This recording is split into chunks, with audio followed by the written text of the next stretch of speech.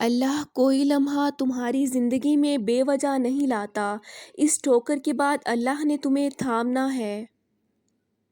حرام شے کو چھوڑ دینا ہجرت ہے، اور اپنے نفس کو اس بات کے لیے تیار کرنا اور مجبور کرنا کہ وہ حرام کو چھوڑ دے، یہ جہاد ہے۔ رسول اللہ صلی اللہ علیہ وآلہ وسلم نے فرمایا، اللہ فرماتا ہے جس مومن بندے کی کوئی عزیز چیز میں دنیا سے اٹھا لوں اور وہ اس پر ثواب کی نیت سے صبر کر لے تو اس کا بدلہ میرے یہاں جنت کے سوا اور کچھ نہیں۔ ہم سب نے اپنی اپنی قبروں میں جانا ہے، اسی لیے دوسروں کے عیبوں کا شور مچا کر گناہوں کا وزن بڑھانے سے بہتر ہے کہ ایسے معاملے میں ہم اپنی زبان پر تالے لگا لیں۔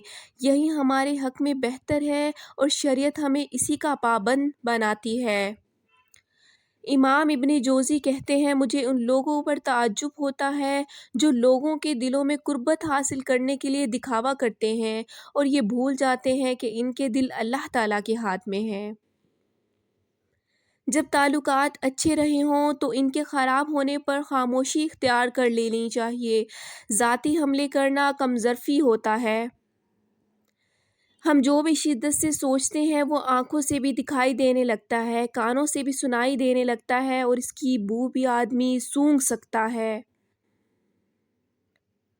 حضرت علی، زندگی کے ہر موڑ پر صلح کرنا سیکھو، کیونکہ جھکتا وہی ہے جس میں جان ہوتی ہے، اکڑنا تو مردے کی پہچان ہوتی ہے۔ دوسروں کے غلام نہ بنو، جبکہ اللہ تعالیٰ نے تمہیں آزاد پیدا کیا ہے۔ حضرت علی۔